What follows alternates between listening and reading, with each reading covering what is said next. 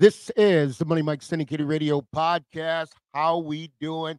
How we doing? I got some question for us today, and I want to know WNBA Cheryl Reeve, growing the WNBA or destroying the WNBA? Other question I haven't seen anything, but I'm looking to hear who are going to be the 2028 team coaches for the USA Olympics women's basketball team, obviously. And we don't want to have a disaster in Los Angeles, right? And the final thing is that I want to know, and I'm asking these questions, and to the fans, you can come back to me and let me know what the truth of this matter is. Cheryl Reeves good for self or good for growing the WNBA? Those are the questions that I have that I'm going to communicate about and try to find out what really is the truth. And I tell you, I came into the WNBA and I came in objectively. Obviously, the WNBA has been going on for a lot of years. So I've kind of watched it over the years, then it kind of fade away and come back. But this year was more shocking to me than any other year because Cheryl Reeve's footprint went all across the WNBA. I thought she was a commissioner of the WNBA, right? I thought she was running the WNBA. And some of the things I've seen her do and the ending press conference. One thing I tell you about the NBA, they pay the guys a lot of money, but Adam Silver knows how to get a lot of money back out of you too, right? Because you take that podium and you start using profanity, and I don't care. And I saw Cheryl Reeves do that. And I was like overly concerned. Like, why would we do that? And anyone, this is what concerns me about Reeves. Any point in time you understand children are watching this game. Okay, the game's not going to grow because of adults. Now, you've done what you've had to do. You're great at it. So, one thing about Cheryl Reeves, you got to give her the respect, right? Because you want to look at what she's done and how she's done it over the WNBA. I mean, there's nothing she hasn't even done. I mean, she was the glue to the WNBA for as long as it could be around, right? Because you got somebody that's the glue, and when you're the glue, it's what you got to ask yourself, right? Like how I'm gonna make the glue stick, right? Because you got Cheryl Reeve, and Cheryl Reeves is not just an average person, right? Because you start getting all these awards. This one really caught me because I wasn't prepared for it. You got a general manager and the teams, and everybody's moving to general manager, but you give Cheryl Reeve the executive of the year, right? And I'm thinking, okay, Cheryl Reeves, you got that award. Your hands are on the Team USA team. Your hands are all over the playoffs. Your hands are all over. Cheryl Reeves really does remind me of a little bit of Bill Belichick, right? Because you got to ask yourself, are you good for the game or you're not, right? Because you've done so much for the game, right? You've done so much that I got to ask, are you doing this for self or are you doing this to grow the game? Because if you're doing it for self, then you got to look at it and say, well, that may not be as good decision as I thought, right? Because at the end of the day, I've looked at the combination, and maybe this just was a bad year, right? Maybe Cheryl Reeve just had a bad year, but they threw so much fire in the flame from the Olympic team, right? I mean, that was that would when you want to put a bad taste in America's mouth, right? You want to put a bad taste in everyone in the sports in the house. There's one thing you don't do, okay? First thing you don't disrespect the national anthem. Never do that because that's the cardinal sin. And Kim Mulkey did it, and the state of Louisiana governor was ready to cut off funding to LSU because Kim Mulkey just flat out in the Final Four missed the national anthem and said, I didn't know they were singing it. But you've been to so many Final Fours that where do you draw the line? So you got LSU, Kim Mulkey. Cheryl Reeves reminds me a lot of Kim Mulkey, right? Because Kim Mulkey's got to go over there and rebuild that reputation, get back to where you were because you set LSU on fire, right? So here you got Cheryl Reeve. I mean, you set the WNBA on fire. Now, I don't know if you knew you set it on fire. I don't know. I don't know if you even thought about it, but I mean, you've already played a pivotal role in sustaining the WNBA. I mean, there's no doubt about it. I mean, we can't kid ourselves. You're talking about an individual. I mean, she's been coaching with the LaSalle. I mean, coaching since 1988, right? LaSalle assistant, George Washington, Indiana State, Charlotte Sting, Cleveland Rockers. I didn't even know they had teams. Sting, Detroit Shock, Minnesota Lynx since 2010, right? So let's look at the accolades because this is an individual like Bill Belichick. This is what reminds me of Bill Belichick. There's no doubt about it. I mean, with Bill, man, it took a while for the Patriots and Robert Kraft to make the move, but they had to make the move. It was too overbearing. And I think that's what you got here. Now, four-time WNBA Coach of the Year, four-time WNBA champion. Okay, that goes back to 2017, so it's been a while. WNBA Commissioner's Cup champion, WNBA All-Star Game 13, 14, 217, 224. WNBA Executive of the Year 219, 224. AP Coach of the Year 2020, 2024, right? And then you won a couple times as an assistant coach. So you coached the Olympic Games, you coached in Australia and the FIBA Games. So Cheryl Reeves is outstanding in the ability of what she's done for the Williams game. Now, my question to the fans, has Cheryl Reeve become a little bitter in this age today? Because some of the things you do, and when you get on a press conference, say, I don't give an SHIT, you blast officials. And here's the deal, I always tell you, Cathy Englebert, man, as a commissioner, you slap them with 100,000. Just you want to end something really quick because the WNBA, I'll be honest with you. I'll be totally honest with you. WNBA has no rules. There's no rules. There are no rules in the WNBA. There are no rules to what the fouls are going to be. I mean, all of this, it gets to the point where there's just no rules, right? You come in here and you talk about how tough this league is. You know, that's all I heard all year. How tough is this league right? Because you got Minnesota, and I'm cheering up for the fans of Minnesota. You've been there so long. Here's the problem I see with that, and the Minnesota fans, Lynx want a new voice. Let me tell you why. Let me just explain to you. When you've been there and you won as many championships as Cheryl Reeve has won, and you're not selling out every night, that somewhere there's a disconnect in Minnesota because you won all these championships. You should have not only the arena sold out, you should have a waiting list for people ready to get season tickets, right? But that's not happening. And you got to look at the circumstances of why that's not happening, okay? And one of the things I tell you, I come from a family of patriots, okay? One thing we don't do is you got an honor, you got respect. One thing you don't do as a patriot, United States military, you don't go out there and get rewarded, okay, when you do something bad, right? You're gonna face the charge of what you did, right? And I understand. I have some compassion for Brittany Griner because the United States of America, here's what you got to know. You got to know we traded a very, very, very high level, high security prisoner for Brittany Griner, right? So I'm thinking, okay, we're getting Griner back home. She's been in prison, been in Russia. And what do? We've taken her back home. Let's get her back to the States. Let's go through the process. It's traumatic. Let's get her back on the feet, everything. What do? We snatch her and turn her right to the Olympic team, right? That doesn't make any sense. Okay, that's no honor and code. Okay, the thing about the United States military, there's an honor and there's a code, and you must live or die by that standard of honor and code, right? So you got to look at Minnesota. I don't know why they're not selling out. I do not know why the Lynx are not selling out. Now, here's what happens when you don't sell out and you deal with a situation like this. I'll tell you exactly how it works, right? Because you're gonna have to go in there and you're gonna have to somehow put another voice in there, right? Because you can't just keep going and going and going. It really is gonna cost you money. And when it costs you money, it's gonna cost you acquisition costs, right? And when I say acquisition costs, corporate enterprise business, you now, instead of being able to raise your season ticket price, okay, you're gonna have to lower it to be able to get season ticket holders, right? And eventually they're going to lower it all the way down the ground, and Minnesota's not making any money. And then they're going to be like, well, we need to move the franchise, right? Because you can't go in there. And if the fans don't love the coach, this is why I've always said high profile coaches. So important to have high profile coaches. I mean, because at the end of the day, I'll tell you this, when you get to the fans can only be disrespected for so long. And you know what? I'm asking you the question because Money Mike could be way off.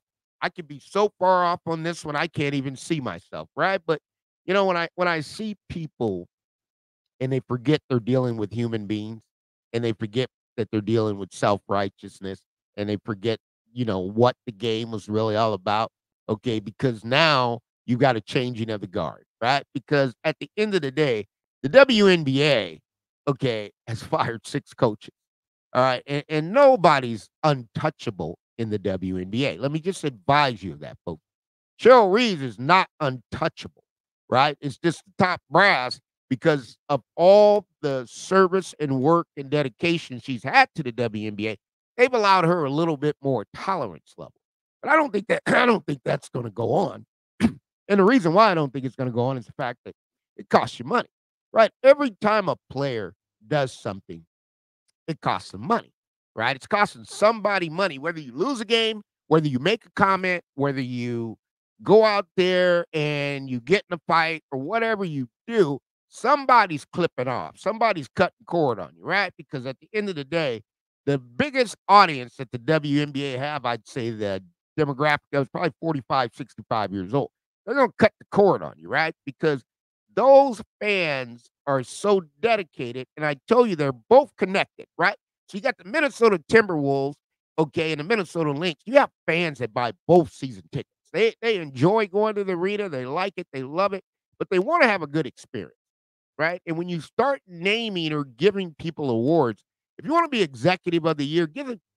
How did the New York Liberty? Here's the deal. How did the New York Liberty get just blank on all their awards, right? Because that one there, you know what? I'm not a fan of that. I don't know how you do that. Half the things that have happened in WNBA, I'm just like, wow, how do you do stuff like that?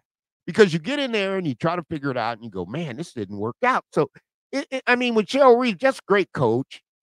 But you know what? You get bitter. You can get bitter behind somebody of all the work that you've done. And I salute you. I didn't see it, so I can't really speak on it.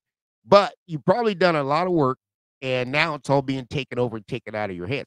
This is the United States of America, folks. Let me just be understanding, right? This is the United States of America. We cannot have a disaster on our homeland, right? We don't want any confusion. We want to pick that roster of that USA team, and those young women need to be proud wearing that American uniform. You wear that American uniform for the United States of America.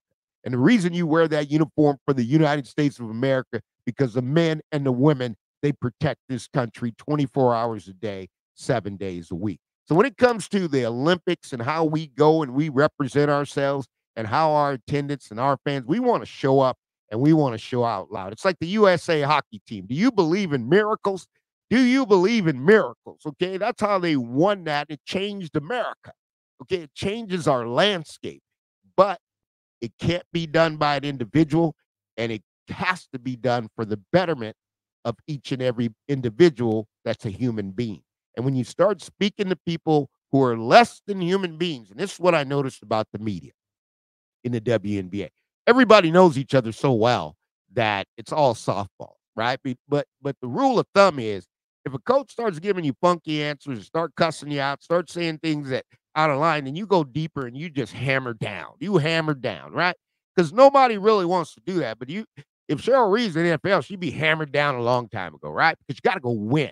You got to go win. And this thing looks like the Dallas Cowboys, right? You won. You've been around. You've been around. You've been around. Now the game's passed you by, right? The connection between the younger players and older players are passing you by, right? So you got to look at that and say, Cheryl Reeve, are you destroying the WNBA? That's my question. Cheryl Reeve's growing the WNBA or destroying the WNBA. It's going to be one or the other. You can't split it down the middle. The WNBA has such a great upside. Okay, it has such great scalability to go in there and turn it around and make it a premier game. Let's do that. But those are my questions. You can respond back in the comments because I don't know Cheryl Reeve's good enough. And I don't know if this is just a bad year, but there's a lot of bitterness. Okay. And the fact that you got a general manager up there in Minnesota, but you take the award as executive of the year, that's ridiculous for assembling a team.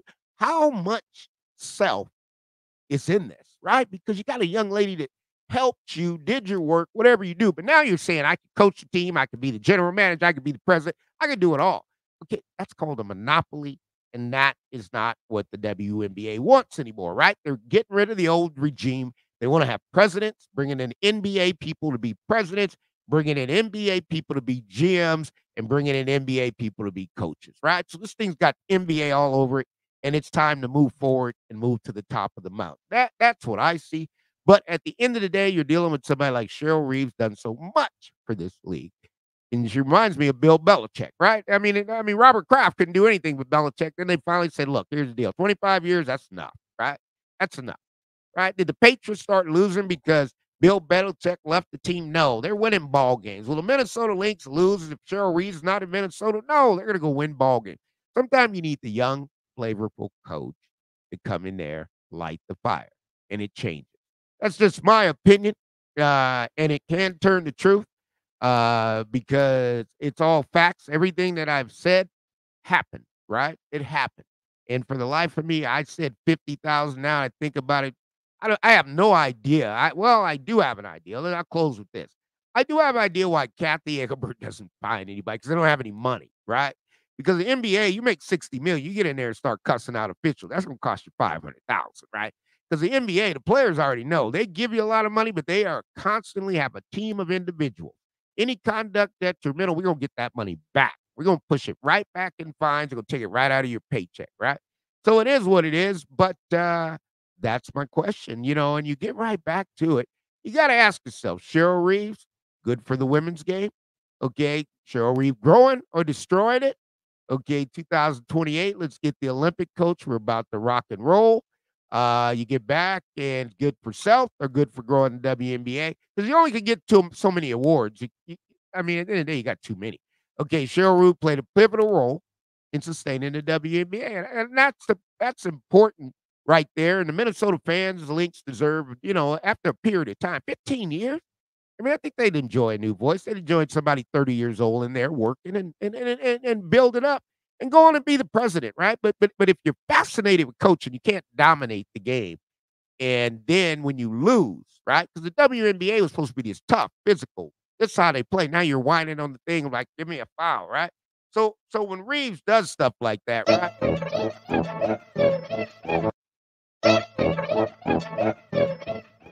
It's like throwing rocks when your house is made out of glass. This is the Money Mike Syndicated Radio Podcast.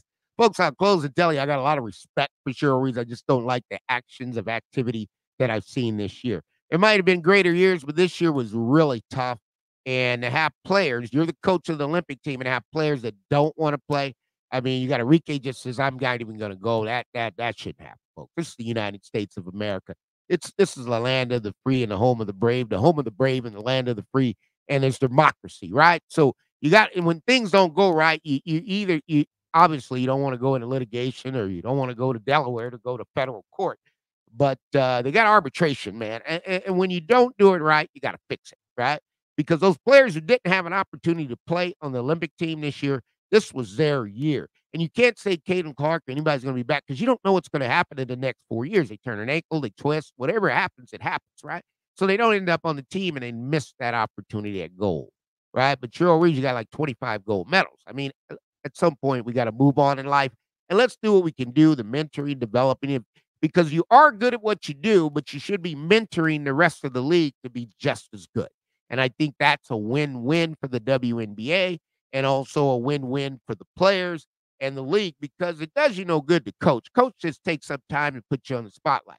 But at some point, you got to be like Brad Stevens of the Boston Celtics. You're the president. Go up and be the president. Get a young coach in there because the WNBA has to be vibrant, right? It's got to be vibrant. It's got to have youth. It's got to have that ability, that appeal that makes fans go, wow, right? And that's going to come just like the Big East. I'll tell you about when you're building conferences and you're doing these things.